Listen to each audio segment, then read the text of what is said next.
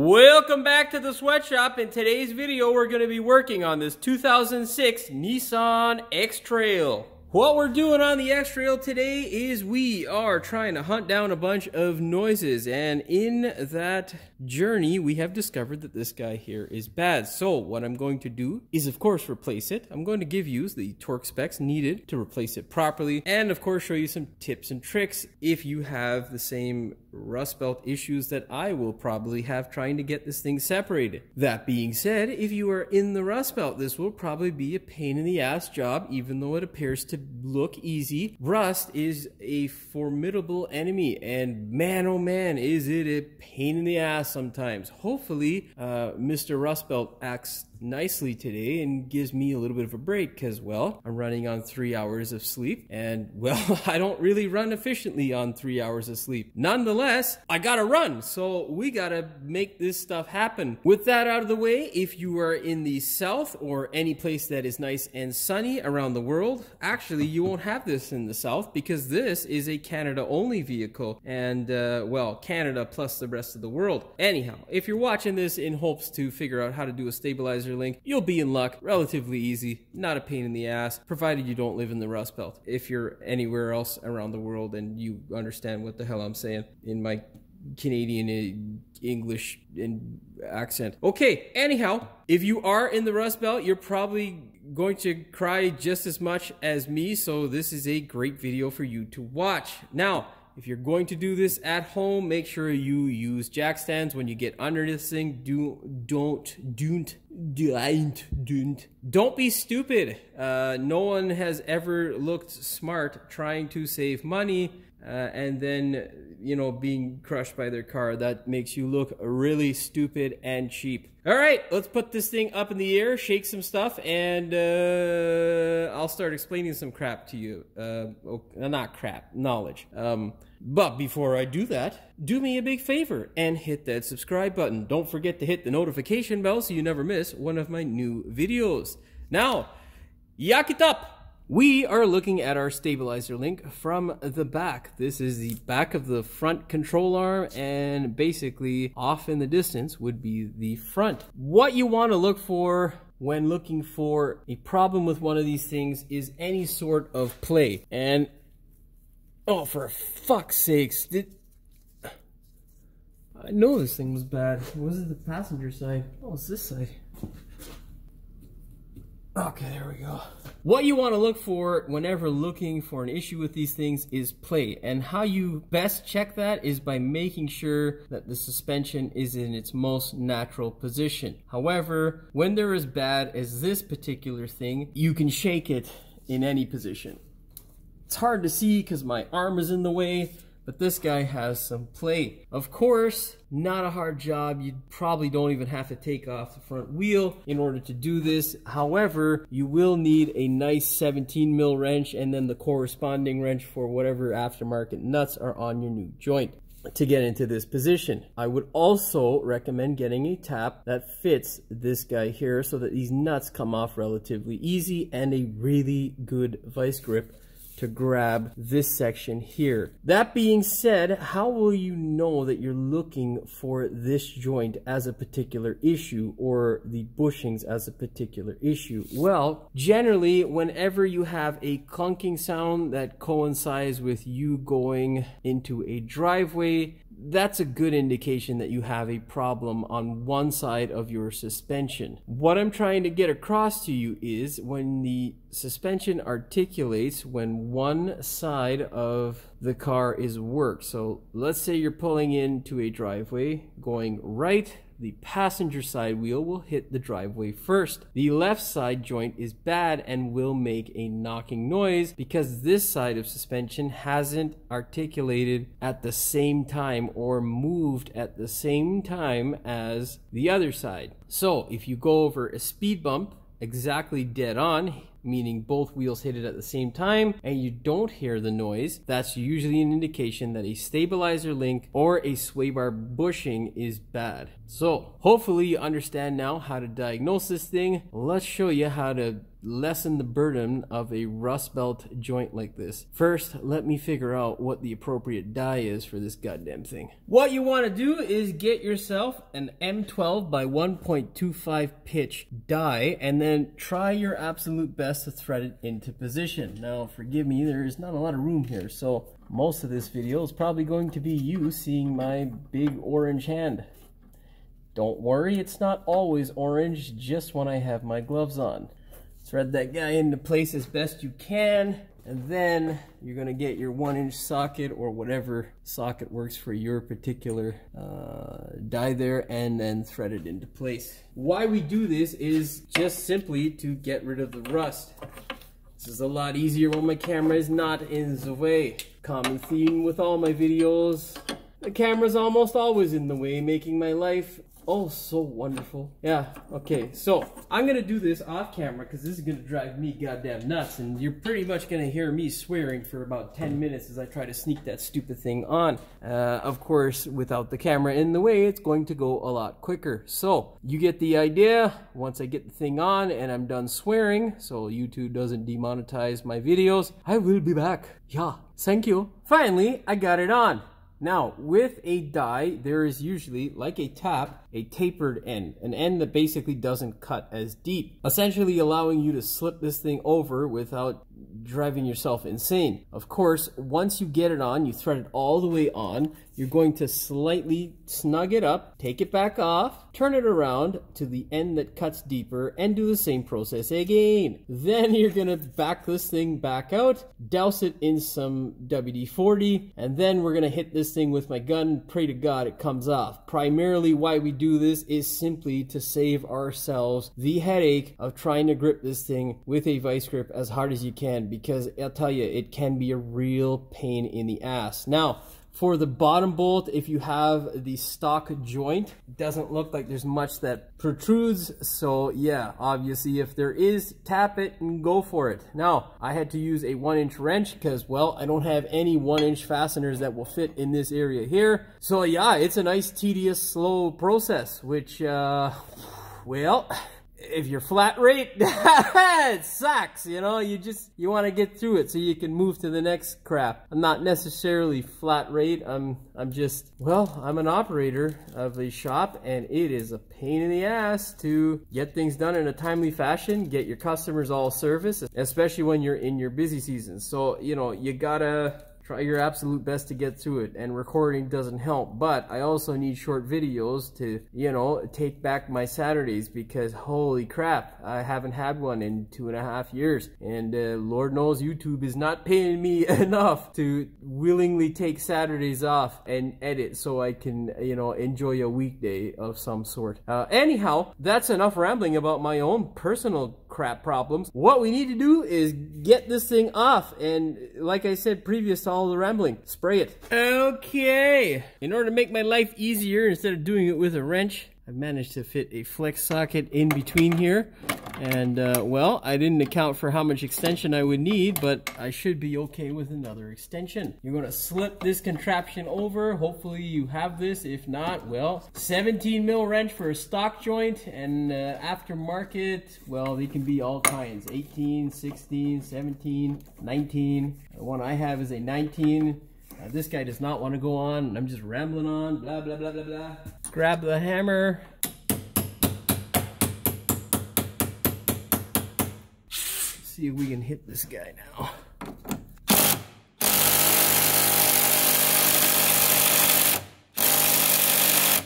Why did I think that was going to work? I don't. It's the rust belt, friends. From one noisemaker to another. Let's get a 1/2 inch. Okay, we're upgrading our arsenal there to the 17-inch 1/2 inch flex variety with a 5-inch that thing there extension, and we have picked the DeWalt 1/2 inch noisemaker. Let's give her. Oh my God.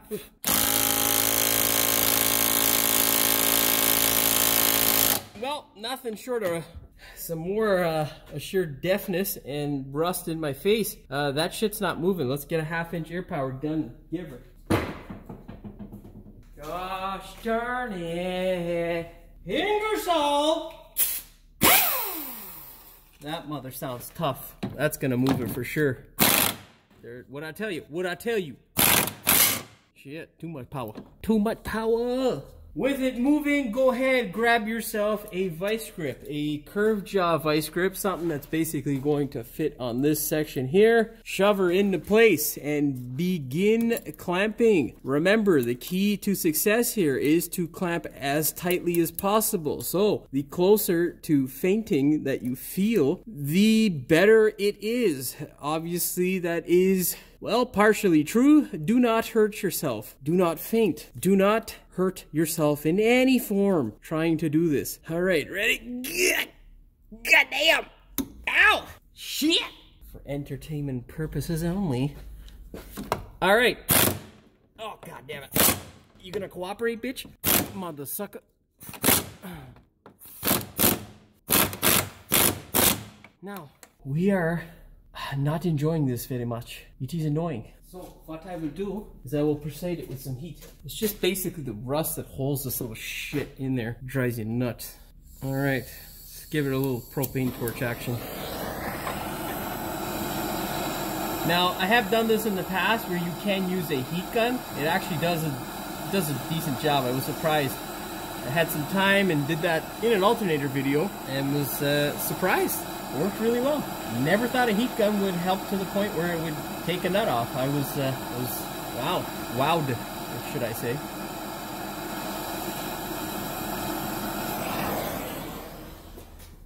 Yeah, you just want a little bit of heat to convince her. Nothing to melt. Oh, you bastardo. Oh, that's why he's not tight. He tighten it. I need a bigger vice grip. Shit. We're gonna get it, I promise. Upgrade to the 7-inch curved jaw. Sometimes bigger is better, not always. In this case, it looks like it's doing the trick. Oh, I just hurt my nail, son of a bitch. All right, hit her. You mother. There we go, see? Not hard at all. Okay, now, trickiest part of doing this one here is getting the back portion here. Can be a real nightmare. I have done this in the past and, well, I don't like it. Anyhow, we're gonna hit this with the gun and see what she does. Hopefully she just comes right out because that is a loose joint. I highly doubt it. God damn, son! She came out one shot. Look at that. And that there is because I use anti-seize when I replace that stupid control arm. But don't worry, I'll be filling your ears with why you should anti-seize when I do the opposite side control arm in another video. So if you have one of these X-Trails, stick around and subscribe to the channel because there are a few more X-Trail videos in the pipeline. We're also going to be doing front shocks and brakes. Well, brakes is questionable because I don't know how much time I got, man. It's taking a lot. Anyhow, pull the link out of there. Yeah. There we go. Now, don't dispose of your old pile of crap. You can see here, anti-seize, very important, but these washers here, very important as well. This is an aluminum arm, and aluminum, it's a very soft, well, it's kind of a shitty metal in certain instances, so employ those washers to save it from being crappy. Okay, take your new joint and just try your best to slide it in. Remember, anti-seize, you want to get the whole shaft of the threaded portion. Oh, god damn. That way it doesn't rot. Because, well, things like to rot and they like to make your life a pain in the arse. And, well, nobody likes that. Nobody. Now we're gonna get down to our 3/8. In my case, it is a 19 mil here. We're just gonna gun those guys on lightly. Remember, low ugga-dugga. We don't want to smash those things on so that the next person, which in this case, because this is my brother-in-law's car, will be me, cries themselves to sleep at night. Over tight stuff is stupid. Slip your 19 mil over and give her a little bit. Is it spinning? Of course it's spinning. Why wouldn't it spin? Pile of shit.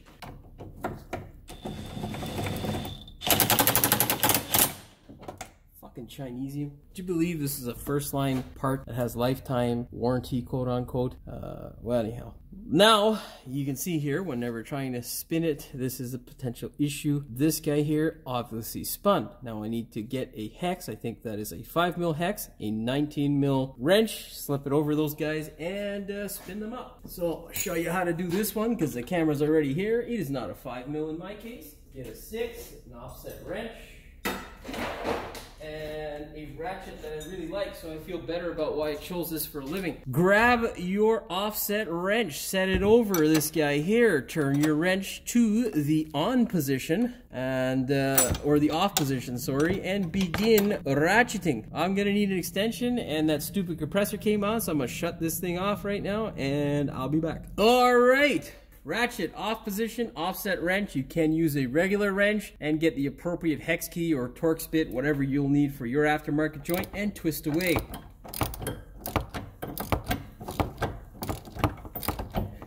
You just want to get it nice and snug, and then once you get it snug, you're going to take your wrench and try to twist that nut, and that'll tell you whether it's tight enough. If the center moves, it's not tight enough. Yeah, we're good to go. Now, I'm gonna go ahead, do the top, and then we'll torque this thing. All right, grab your torque wrench, a deep socket, and set it to 62 foot-pounds or 85 Newton meters. Put your finger on the back to ensure that the joint itself does not rotate, otherwise you'll drive yourself insane. God damn it, flex socket. That one's a pain in the ass. 19mm flex for that top bolt, because Nissan, whatever. Mama say if you got nothing nice to say, don't say nothing at all. You know what I mean?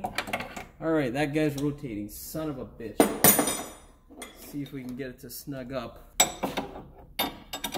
Well, I guess I'll have to show you. I was gonna explain this, but thanks, Nissan, you fucking pile of shit. Oh, Nissan. You junker, Nissan. You're gonna have to grab a socket like this or a regular Allen wrench or whatever is applicable to the aftermarket joint that you got and stick it in the hole. You're gonna hold this guy here and allow that guy to snug up some more. Now, get that out of there. Back to the torque wrench. Alright, final test. If you feel any sort of play, you got conned into buying a shitty Chinesium part. If there is no play, well, there will be if you bought Chinesium, and who knows how long that'll be. Anyhow, we are good to go.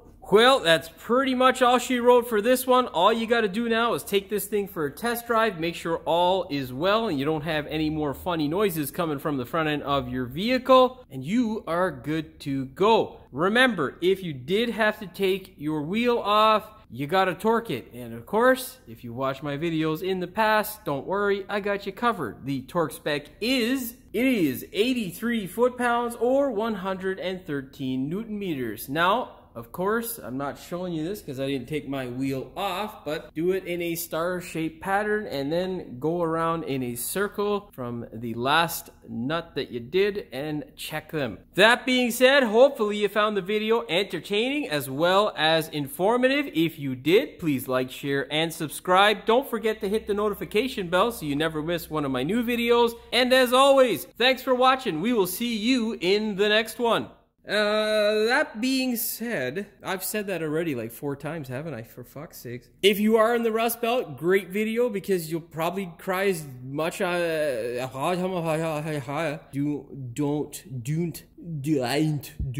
Alright, we are looking at our bolt joint. Oh, damn it, that is stabilized, I think, stupid. Oh, for fuck's sakes. I know this thing was bad. Was it the passenger side? Or a stabilizer. So hopefully you get how to do it. Fucking, I don't know what I just said. Get how to do it. My fucking hammer at, B? Where my hammer at? Where my hammer at? Alright, ready? Goddamn! Ow! Shit! Nobody. You overtight stuff, you're just mildly retarded. I can't say that word anymore. I like that word. Anyhow, whatever. Fucking Chinesium. 19mm that. Where the fuck is it? 100, we start with the foot-pounds first, Jimmy. Don't forget to hit the notification bell so you, oh, come on, you mother piece of shit compressor. Like, god damn it, man. Fucking couldn't give me like 10 more seconds, that pile of junk. Whatever, we're just gonna write it out, because if I touch the camera now, it's gonna be a pain in the ass to edit, because this fucking thing likes to bob all over the place. Well, coming up next will probably be the bushings or the control arm. You know what, we'll probably do the control arm, because, well, that is right in front of me, and I don't have to switch the car around. You know what, I probably won't switch the car around for the bushings either, so, yeah, whatever.